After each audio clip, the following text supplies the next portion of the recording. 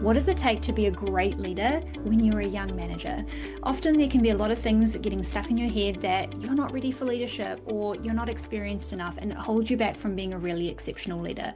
But that is not the case. And in this conversation with Dylan Wallace, he's going to talk to you about how you can go from being a young manager to being a strong leader. This is a great conversation, and I know you're going to find it really helpful. I'm going to intro Dylan and then we're going to jump straight into it. Dylan's leadership journey started at 22, where just after finishing uni, he found himself in a grad role leading a team of 100. Now Dylan works with young business owners and young leaders to help them lead teams that are often older or more experienced than they are so that they can earn more while working less. I know you're going to enjoy this conversation. Let's dive in, and as always, let us know what you take away.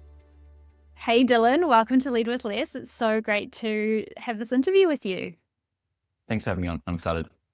Excited to talk about how to turn young managers into strong leaders. And I know that you're going to share so much wealth on this.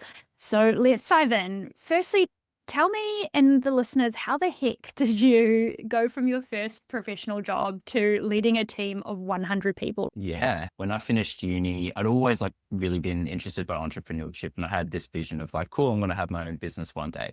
And so finished uni, didn't really plan to, go and apply for grad jobs. But then I think I saw a Facebook ad for a graduate role with a retailer here in Australia called Aldi. And I thought it was really cool because basically you'd be running 5 or 6 stores. And I'm like, better way to get experience running a business than running 5 or 6. And so just as a bit of a Hail Mary, I applied for that one. I didn't really think anything of it because there was a lot of applicants. Was really fortunate and managed to get that role. And so after starting in that role, within about 6 months, I had taken over my stores and had about 100 staff to look after, which was, big learning curve, but also really, really good. And what was your thinking process? You said 6 months in, then you were leading the stores. How did your thinking process go from, I'm a grad, this is my first job, this is a cool opportunity, to, oh, I'm actually leading these people now and taking that step up? So many times I kind of had this one thought, which is a bit of a recurring theme for me. It's oh, what, you want me to make the decision? That's on me. That was a really recurring feeling for me. And I honestly, there was a little bit of a delay. So I got the grad job and then I think I started 6 months later because of, it all starts in a cohort. And in that time, I panicked. I absolutely panicked. I went down the leadership rabbit hole. I read all the books. I listened to all the podcasts and I really freaked myself out.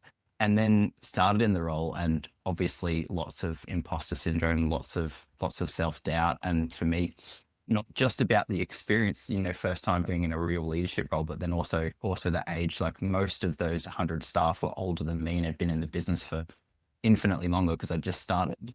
And so, yeah, definitely a bit of a mindset challenge at the start there, overcoming that. It's often one of the biggest things, right? When people step up into being a people leader for the first time, I think there's the excitement of, yes, I want this, I want the promotion, I want to take that step up. There's this rose tinted glasses almost of, this is a great career step. And then you get into it and you're like, oh, this is actually what it means. I'm dealing with people and dealing with everything that comes with dealing with people, and that it's not always so straightforward. And yeah, that those imposter thoughts can definitely come up real quick. I find, especially if you are quite a high achieving individual contributor where you really excelled in your role, you did really well because you worked maybe quite solo, you were responsible for your own targets and everything. And then you step into leading a team and it's no longer about you. It's how you show up for your team. And I know that we're going to talk about that a little bit. But yeah, I still remember that when I stepped up for the first time, and I was years into my career and it still was all the same thoughts and feelings and everything that goes with that. Yeah. And I think a good point is often if you're getting put into a leadership role, you are somewhat of a high performer in some way or another. And for a lot of us, that probably results in a bit of perfectionism. And then overcoming that and embracing that progress over perfection mindset and being able to let your team make mistakes and being okay with that can be really, really hard. When you've come from everything's always perfect because I can control everything and it's all on me, that's a really tough mindset shift. And I know it was good because I did it. And then being able to delegate and be like, I need to trust that you're going to be able to do it, or that you're going to come and talk to me if you can't do it. And it's a mind jungle, that's for sure. I think something that is really good for us to just talk about, and I'd love your reflections on this. What do you see are the biggest challenges for young managers right now and over the next few years? Like, what are the things that they're really facing that need their attention and that they need to be aware of, especially if they're wanting to step into management? Yeah. There's a couple I think that are always going to be there, particularly for young managers. So like leading older and more experienced employees, like obviously there's a bit of one, like the mindset around it. And then two, like there's often practically some, I need to do a little bit more to earn respect and things like that. I think there's also, I call it the authority gap. So when you're dealing with suppliers, clients, things like that, once again, like the burden on young managers for communicating really well, preparing really well, really like leading and driving conversations is much higher because you don't get that respect by virtue of your 15 years experience or anything like that. One that I don't see get talked about a lot is like jealousy as well. So like older, more experienced colleagues, like as young managers can rise through the ranks, there can be a bit of like jealousy, or we call it crabs in a bucket. And I'm not sure if that's an Aussie term. I think so. Never heard it.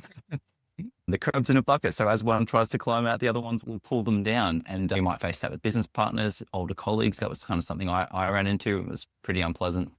And so those are always there. But I think like particularly now and in the next few years, there's another one. And it's a bit of a risk, I think, that like technology helps leaders avoid their leadership responsibility. And so a little bit of what I've been starting to see creep in, which is honestly really scary dystopian stuff, like using AI agents or automations instead of hiring employees, even if it's not the right strategic decision, just because you don't want to deal with people. Providing feedback in less human ways, such as I'll just send them a message on Slack or a Loom. Fine if it's like something little, but if it's a big chat, that needs to be an in-person or a Zoom call, depending on if you're remote or in person. I even saw an ad for an AI manager where you can basically sign up to this service and they will manage your team for you. And that just No. scares me. And this is new, right? But it's going to become more and more tempting as the technology becomes better and better.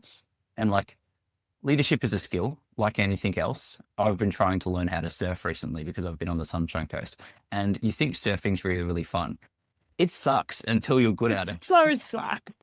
Sucks. I'm trying to paddle out. I'm getting these waves dumping on me. I don't know how to duck dive your board is where you go under the wave. I don't know how to do that. So it crashes off me. I get knocked off. I'm trying to paddle out. It takes me half an hour to paddle out. And then I still I'll catch maybe one wave in, fall off after 10 seconds. And then I'm paddling for half an hour again. Learning new skills is really, really hard. And what I'm really scared about and like what I'm seeing signs of is people avoiding that process of paddling out and getting all the waves dumping on you and knocked off the board with leadership because technology is being posed as this easy way out. And I say easy way out in inverted commas because like leadership requires you to show your people that you care and that they matter. And managing them with an AI or making the wrong strategic decisions for your business so that you don't have to manage them is just going to hurt people. Yeah. The AI conversation is such an important one. I think I need to do more episodes on it and even bring maybe like a roundtable conversation because I think we're really swept up in the excitement and the possibility of what it could do. And I think a lot of people and businesses are making really short-term thinking decisions and not thinking about what's the long-term repercussions or the consequences that are going to come from this. Yeah, with the example of recruiting through AI and people don't even know. And it's only halfway through the interview that they realize that they're being interviewed by an agent. And it's like, what message is that sending about the culture of your company when you don't even invest the time as a hiring manager or even as a recruitment team to give to these people that you want them to give to you to build your successful company? And yeah, I think there's like a devil's advocate piece here as well, where I think if managers can utilize AI in a way that helps their thinking. So, you know how like with difficult conversations or maybe performance reviews or maybe a poor performance conversation where someone is getting really caught up in their emotions, they don't know how to articulate themselves, they're avoiding the conversation, which is often always way worse, right? Yeah. Using AI is going, this is the situation, this is everything that's going on my mind. Can you help me succinctly pull this together and how I can have this conversation? Not how I can replace the conversation with you as an agent or thing like that, but as a way to be a cathartic kind of thought partner. But I think it's a slippery slope too, coming to your point where it's like, oh, this is really great. And then we quickly use it as a replacement rather than how can this enhance my ability to be more human with my people? How can this make me better at using my skills of having difficult conversations, giving feedback, setting expectations? Because it's helping me clarify those thoughts, not helping me to replace those actions and those practices. Yeah, yeah. And I think that's where it's really a discipline piece, right? It's really tempting to go, here's a bit of info. I need to have this chat, write it for me. And that's very, very different than saying, hey, here's all the context, because the context is crucial, right? Here's all the context. This is what I plan to say. What am I missing? Give me feedback on this rather than write it for me. Because we all know when someone's being written by AI. One of my family members showed me an email that he'd received from his boss. And it was praise. It was great. Like, he was saying he'd done a really good job, but it was very, very clearly AI written. And like, I don't know, that just undermines the message. I would rather you do it messily with the intention than trying to make it perfect just because you have a mechanism to do that. And I think this is actually what will start happening in the leadership space. I think this is all fresh and it's new and exciting. It's a way to save time, right? It's a way to make me look more effective, hopefully, quote unquote, give me more results. However, people are going to beg for the human, and we're already seeing it. Even in social media content, people are berating companies who are creating AI content and all of those things. I think that's absolutely going to happen in the leadership space, because if you want me to care, you need to care about me. And that's the emotional intelligence piece. And AI to some extent maybe has some emotional intelligence, but not to the capability and the depth that we need to have if we want people to do great work for us and to show up and to care and to be committed.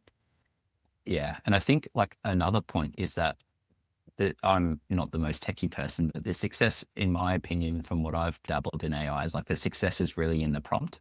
And if we're using AI to avoid the hard work of learning how to lead, we don't know how to prompt it. We don't know all the relevant information. This piece of data over here, like, oh, they've come in looking really tired the last week. Oh, that's not relevant to this conversation about performance. But actually, that's extremely relevant. And if we don't plug that data in, we're getting the answer to the wrong question.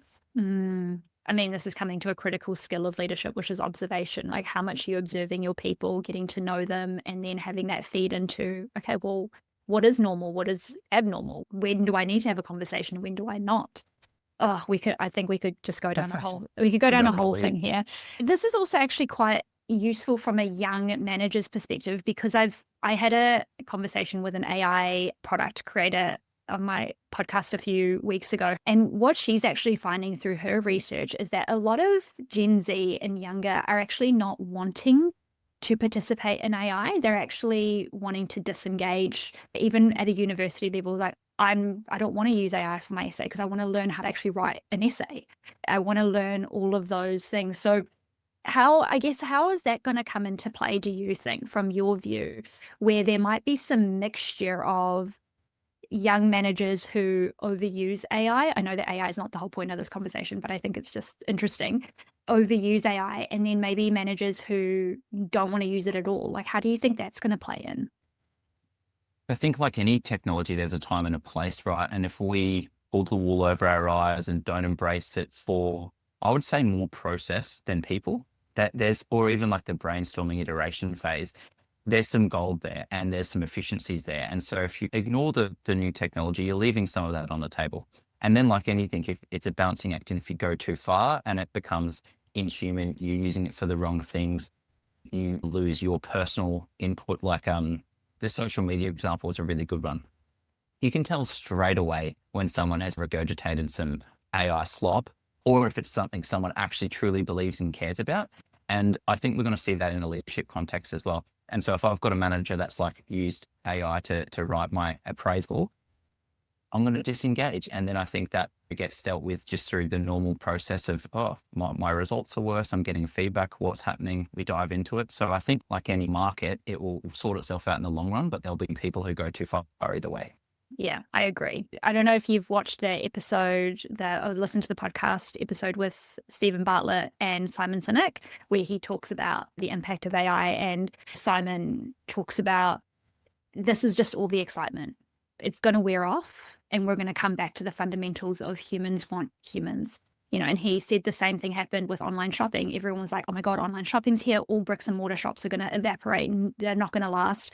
But then they became more important because people wanted to go and have an in-shop experience. They still wanted to go somewhere and touch the clothes and talk to the cashier and all of those things. So I think ultimately we're going to fundamentally always come back to what connects me more with another human. And if I don't get that, I will go and find it somewhere else. So I think that's a really important message for young managers, is be really intentional with the way that you're using AI, that you're not losing that human touch, but actually using it to enhance your human touch and your human connection. So, okay, let's get back on track. Tash tangent of AI. So we've talked about some of the biggest challenges that you think young managers are facing, and I think that there's some really good gold in there for young managers to think about. But what do you believe are some of the biggest strengths that young managers bring to leadership? Because I think you hear a lot of like, experience is great and all of that. And I'm like, yeah, well, actually, sometimes experience is actually a huge hindrance, if I'm gonna be real honest about it. And I think this is the gold of where young managers can come in. But I want to hear from you. What are some of the biggest strengths that you think young managers can bring to leadership? And like, what's their biggest potential? Yeah. Yeah, I do agree with you. I've always said experience is overrated, and obviously I'm biased. But I remember listening to Martin Moore as a podcast on leadership, and he said there's a very, very big difference. And this quote stuck with me. There's a big difference between having 1 year of experience 15 times over or having 15 years of experience. And I think it's really in the way you apply yourself. And I think particularly when I look at like job applications, right, we really overweight the importance of experience. And that just plays into the whole mindset challenge young leaders have. But in a more positive sense, like what's the advantage of being inexperienced? When you're new to anything, you look at it through very, very different eyes, right? So you have the ability to challenge things in the way they're done. And so I'm sure you've heard this. That's just the way we do things here. Oh my God, please don't. You're bringing back trauma responses. It's the worst thing to hear as a leader, right? And so being a new leader is the exact opposite of that. It's the, why do we do things that way? And that's super, super powerful. If you're new to an organization, you've got that. But if you're new to the skill of leadership, you've got that. So leadership, look, we're dealing with people, mostly the same, but when it comes to the topic we just spoke on in terms of AI, there's always new contexts in which we need to apply those, I guess, core skills of leadership. And so as a new leader, it'll be the new and the young leaders who can really figure out, well, cool, where's the sweet spot with AI? Like, how do we integrate what is a really impersonal technology into like the most personal of jobs? And those fresh eyes don't last forever. And it requires a lot of confidence, like if you're just coming into an organization or you're just starting a business, to really capitalize on that and to challenge the status quo. But that's really like what young leaders can bring to the table. And if you do that, you can give yourself a competitive advantage or set yourself up, as a high performer and earn a lot of respect within your organization very, very quickly. I really like what you said. That's got a time limit on it. It's finite. That new perspective, that new lens, that new starter curiosity. And I think this is also where environment is really important, because you could be the most ambitious, curious, and self-problem solver, questioner, challenger person. But if you go into an environment where that gets shat on and constantly blocked, that is going to hugely impact the way that you show up. It's going to completely change the way that you show up in the rest of your career. Because I think the stats say that the first 6 months of people's experience in a role determines their next 3 to 5 years. And so that's really, really important around how are we, even if you're not a young manager listening to this, if you are a leader or a business owner, how are you creating the environment where new and fresh people, regardless of age even, can really challenge and question and bring that new perspective? Because that's something I say to people all the time. I'm like, really, your experience doesn't matter. Yes, there is certain roles where experience does matter. And yes, it gives you a lot of background. In a lot of contexts, though, your inexperience is exactly what you said. It's so powerful because we get caught in institutional think, we get caught into group think, we get caught into that is just the way that we do it. It's the way we've always done it. And having someone that can come and question it and challenge that is so, so, so powerful. Yeah, like we use experience as a proxy for having the right answer, but wouldn't we instead just focus on like having a culture of respectful challenge and debate and coming to the right answer? And I think those are the organizations. I was really lucky to come up in an organization that like, I actually said this, I'm like, this is what I think I can offer in terms of some fresh eyes and that we love that, challenge us to do that. And I was really, really fortunate. And not everywhere's like that. And then for leaders, like if you're in that situation, it's a bit of a tough choice as to like, hey, do I, obviously there's finances and personal situation and all of that. Am I willing to work with that, or do I vote with my feet? Yeah. And there's only so long that we can be limited in that way before it has other impacts. But are there any other strengths? We've got the new fresh eyes. Any other strengths that young managers have? I think like there was a bit in regards to the technology piece as well. Like I think that's probably a bit of an area of strength just in terms of leveraging that. And I think like really the opportunity there is like, how do we use technology to then have more time for the people, not to replace the people component? Any other strengths? I think probably another one is particularly if you're under 25, right? Like neuroplasticity in your brain is a lot easier. Not a scientist, but it's easier for you to learn things under a certain age before your brain's fully developed. For me, if I started in leadership at 22, that means I can learn those skills easier. And so I think the lesson there for organizations and for young leaders is we need to get over that, oh, you need to be 40 to be a decent leader and to be in a leadership role, because if we get people learning any skill earlier, you can learn it quicker. And the company I worked for, Aldi, like invest a lot in something called a graduate program where they put people into relatively senior leadership roles at the age of like 21, 22. There's really, really like it's risky because, you know, it's a very new skill, but if you get that right, there's really, really big benefits there for you as an organization. And I don't think many organizations are willing to take that risk, but it's the same risk as like letting your team make mistakes to develop, right? Sometimes you got to incur that short-term cost to get the long-term benefits. And so I think that's probably a key one is like, it's easy to learn. You're not unlearning bad habits. That's so true. And I think all of it comes back to, again, what's the environment like and what's the training and support like?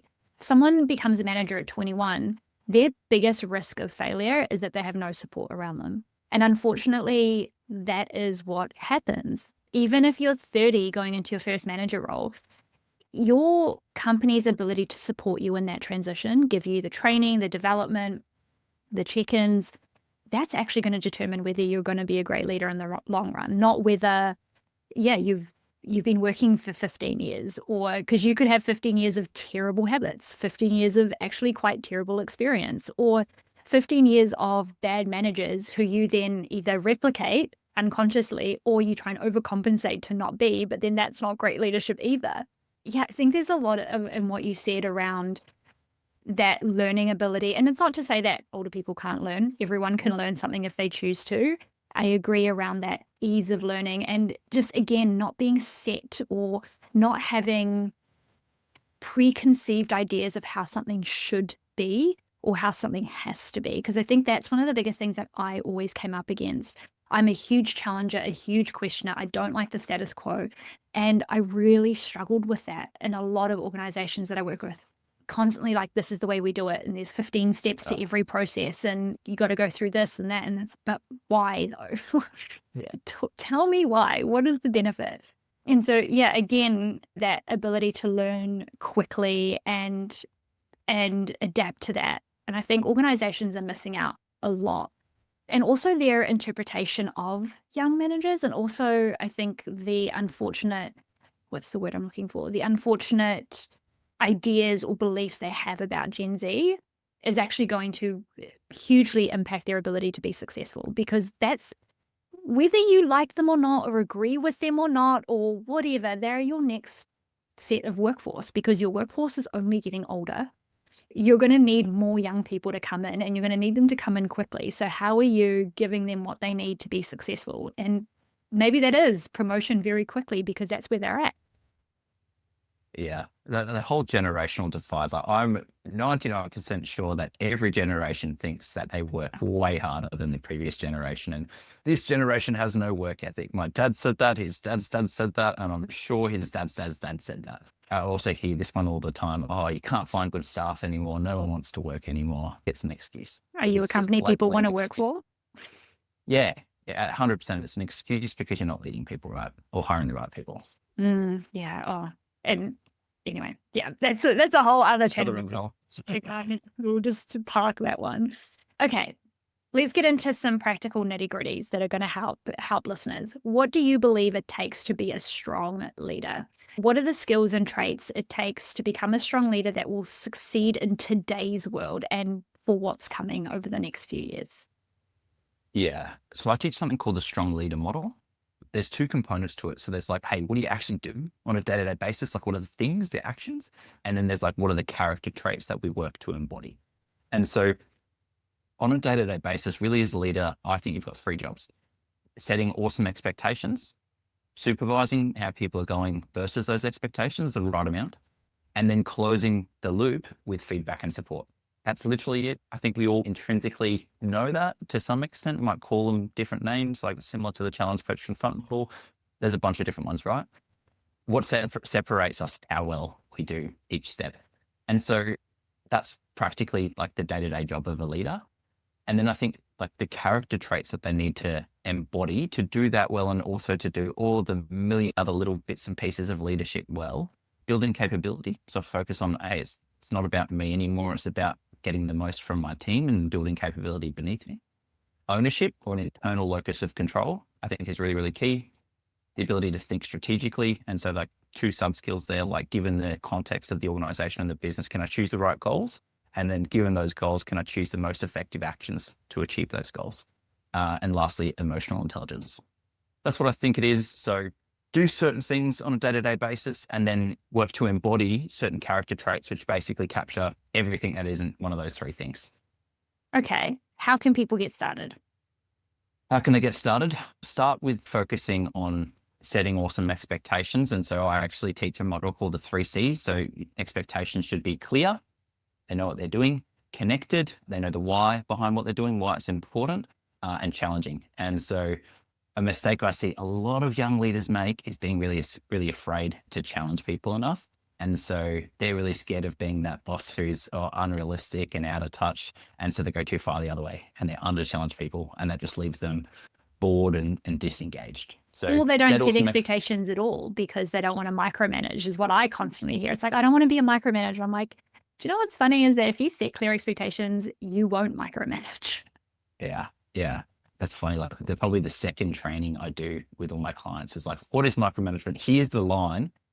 Don't go too far on either side of that line. But like, we're also scared of being micromanagers that we dip too far the other way and become what I call an absent manager. Mm. And because we haven't set expectations or we haven't really properly supervised, then we get some heat from our bosses or the business isn't performing. And then we need to come down really, really hard and it just feels like it's out of the blue. And then we are that out of touch, unrealistic manager because people haven't done what we haven't asked them to do. And so then supervising the right amounts, what I mean by that is we need to vary the amount we supervise and we need to use our leadership discretion to do so. So practically, how many times has this person done that task? Are they a high performer? Are they new? How crucial is the result? We shouldn't be supervising a high performer who's done the task a million times every time because that is micromanagement. And then too far the other way, if we've got someone who's really new, hasn't done the task before, and it's a pretty important job, if we don't supervise there, we're being an absent manager and we're actually just not fulfilling our leadership responsibility. So kind of getting that balance right. And that's a big part of not being the micromanager or the absent manager. And then closing the loop. And what I mean by that is, cool, they've done an awesome job. Great. Let's give them some positive feedback. They haven't done an awesome job. They haven't met my expectations. We need to find out why. And so I think a lot of managers skip this step of like identifying the root cause. Why did they not meet expectations? Were they unclear on the expectation? Well, we'll reset the expectation. Were they lacking training or time or resources? We'll give them what they're missing there. Have they continued to make the same mistake lots of times despite being set up for success? Well, that's where we'll really hold them quite accountable. And so giving the right amount of feedback and the right type of support based on what actually happened, I think is really, really key to like closing the loop in a productive way. And honestly, for a leader, if you nail just those three things, you are in the top 20% of leaders. Like you are doing a pretty, pretty awesome job. I absolutely agree. I mean, those are just the foundational, that actually needs to be in the job description. Honestly, Yeah. if you are going to hire someone to be a manager, can you set clear expectations? Can you be an adaptable supervisor? And can you give feedback? Like those three things. Because if you can do those three things, I can guarantee that you have a somewhat healthy level of emotional intelligence. Emotional intelligence is the ability to know yourself and the ability to pay attention and observe other people and to be able to regulate yourself and all of those things. And you need to be able to do all of those things to set clear expectations, to be clear and direct with people, give good feedback, radical candor, right? Like care personally, challenge directly. And that adaptable leadership is so important as well, because what one person needs isn't going to be what another person needs. And you need to know what those people need. There's one question that I recommend every new manager to a team asks, every single one on their team. Well, there's 5 key questions, but the 2 main ones are, how do you like to be led? So how do you prefer to be led? How do you want me to show up with you? Are you someone who likes weekly catch-ups? Do you want fortnightly catch-ups? Are you a in the moment, let's brainstorm, or you a planned, like, let's book it in type person? And then the other one is, how do you prefer to receive feedback?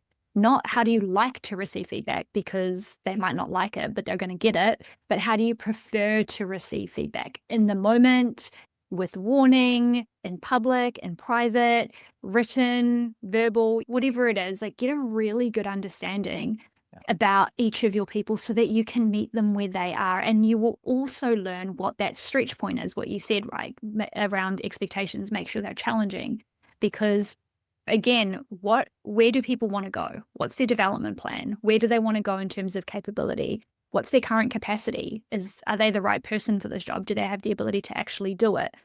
And I think this is where leaders who don't know how to find that balance can burn out really quickly, because it's like, I'm trying to do a great job, and I'm trying to help them, and I'm trying to do all these things, but are you doing the necessary things that are actually going to get them to be successful?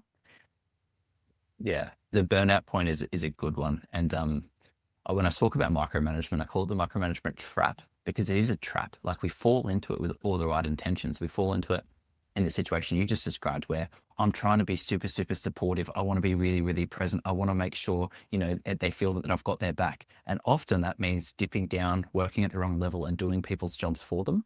And so we come into it with all the right intentions, like, I just want to be that good, supportive boss. And then we end up micromanaging, disengaging people, and burning ourselves out. Yeah, absolutely. And then we wonder, like, but I was being the best manager. It's like you were being the best that you thought, but you weren't being the best manager that they needed. Yeah. Right. I worked so hard. I did so many hours. I just did a post about that, actually. I was like, is this the lie that you're telling yourself? If I just work harder, then I'll be successful. I'm like, no, you'll actually be more unsuccessful, to be honest. Often as a leader, less successful. Yeah. I mean, you're getting less from your team by definition. Yeah, exactly. Is there anything else that young leaders need to just pay more attention to? So if they are wanting to step up, maybe in the next year or two, maybe they're about to go for a role where they're going to be managing a team, as well as learning those 3 skills that you talked about, setting expectations, supervising appropriately, and closing the loop, and focusing on upskilling in those traits as well. Like, how do I embody the leader that I want to be? Are there maybe 1 or 2 things that young managers or individual contributors who are wanting to step up should think about to set them up, maybe put them in a position where they can be seen as a strong leader, even if they aren't technically one yet? Yeah, I'll spin that one a little bit. I'll give you one to focus on way less, because I think focusing on the wrong thing is actually just as tough. And so as a young leader, there's this thought process, which is, by virtue of my age or my experience, I'm less entitled to this position, or people are going to respect me less, or I'm going to have to work harder to earn their respect, or whatever it is. And I remember very early in my leadership career, I had a fantastic boss, and I went to him and expressed exactly that concern. And I got what I thought at the time was like the worst piece of advice ever. I went to him, I was like all concerned. I go into the stores, I introduce myself, and they ask me how old I am. Like, they clearly don't respect me because of my age. What's going on? He said, just don't think about it, Dylan. Just don't think about it. And I left the meeting and I was like, that is the worst advice I've ever received. It's so unhelpful. Such a cop out. It is so unhelpful. And it was only like years later that I realized it was actually the best advice I ever could have received. What we do as young leaders, or young aspirational leaders who would love to be promoted or take on some leadership responsibility, is we get in our heads. And so It stops us from naturally displaying all of the positive leadership traits that we do have. It stops us from challenging an older employee in a meeting. It stops us from giving feedback to one of our colleagues who might be a bit more experienced, which we should be doing, which is a leadership skill, right? It stops us from maybe advocating for our team and saying no to our boss or pushing back on a client. The worst, best advice I have for you is don't think about it. Your age doesn't matter. What matters is your skills and your abilities. And I know it feels really, really unhelpful right now, but the single best thing you can do for your career as a young leader is don't consider your age at all. Do what you would do, what logically makes sense to you in the situation, and don't let that factor into your decisions at all. And it's something that you'll have to check with yourself. Why did I do that? A bit of self-reflection here is really good. I a few times had a note on the dash. Why did I make the decisions I made? Like, did I let this impact me? And so we need to reflect on and go, hey, let's make sure that I'm not doing things for the wrong reasons, because it's really, really easy to do that. I love that. Yeah. I do always love feedback advice. You're like, it doesn't seem very helpful. And then you're like, oh, no, wait, 2 years later, this makes sense. And I absolutely agree. 'Cause that's what imposter thoughts are, right? They're just a like a pattern of thinking that we get stuck in that we then make true. And then because of the way that the brain works, it's like, if I'm looking for it, I'll find it because that's all I'm searching for, thanks to our reticular activating system. If you can't not think about it, write it down, get it out, and then go, if these are the things that are worrying me, what do I have in place that negates that? Or, because that's the thing, what you're saying, focus on your skills, focus on your attributes of what you do bring to the table, because you can't change your age. You can't change the fact that you're 21, or you can't change the fact that you're 25. What can you get them to focus on more? And a good way also to do this is focus on building relationships, because when you build good relationships with your team, they're not going to be worried about your age, because if you make this about them, that's what they're going to remember. Because at the end of the day, everyone is selfish. Everyone wants to know what's in it for them. Everyone wants to have their own good experience. And that doesn't require a level of age to do that. Yeah. For me, it was like, I go into a store, I could tell the store manager's a bit funny. Dylan, how old are you? Oh yeah, my son's like that age. But then you get them some awesome results, or you advocate for them, or just doing the good work of leadership very, very quickly. That goes very, very quickly. And so thinking about, oh, it's going to be so hard for me, it gives me an excuse. It gives me an out, right? We don't want to do that. So if I feel less confident in a group meeting challenging an older employee, I'm going to feel way more confident if I've done 3 times the prep of everyone in that room. If I know the subject matter better than anyone in the room, I'm probably going to feel a lot more confident. So why don't I just spend the time and effort doing that? Yeah, rather than spiraling on something that you can't change. 100%. Yeah. Amazing. Thank you so much. That was such a great conversation, and just sharing those tips. Is there anything that you think we haven't spoken about that would be good for the listeners to know? Or do you think we covered it off well? I think we talked about clear expectations, and I think a mistake that I just want to add to that, because I think like we all think we've been clear when we set expectations. And in my practical experience, like the burden of clarity is so much higher than we think it is. And so a really practical suggestion there is, often if we're trying to do a good job, we'll go into a bit of detail, we'll clearly outline what's required. And then if we're really concerned, we'll say, hey, does that make sense? Or are you clear on that? And we'll like ask for understanding. A strategy that a lot of my clients use with a lot of success is don't ask for understanding, but test it. And so instead of, hey, does that make sense? Say, hey, I want to make sure I've been clear. Repeat back to me what I've asked you to do, or run me through how you're going to approach it. And if you're listening, you might go, oh, Dylan, I know they know. Trust me, I thought I was being really, really clear. And the first couple of times I tried this, I was very, very humbled as to how unclear my expectations were. So there's one piece of homework that you can go and do. I would say test for understanding. Absolutely. And the more that you do that, the more that that becomes the expectation, so that when you do delegate, they'll be like, okay, he's going to test me again. So I need to really make sure that I understand. And yes, the onus is on you to have clarity of how you're setting the expectation, but you also want to build accountability in your individual to test back the expectation to and also have that safety of, actually, I don't understand what you're talking about, or I need you to explain this a bit more. And when you're opening yourself up to getting that feedback, they're also going to be more willing to say that they don't get it as well. Exactly. So we want to Yeah. we want to create those open moments, is what I call them, to have people show up in the way that you really want them to, because that's only going to mean more success for both of you Yeah. as well. Because there's subtext there, right? Like if I say, does that make sense? They have to say, no, boss, you didn't make sense. You didn't say that clearly. That's essentially the subtext of what they have to say. Whereas if I say, even if you want to ask for understanding, I guess if you're in like a meeting, it's probably not appropriate to have one-to-many. You can't test for understanding.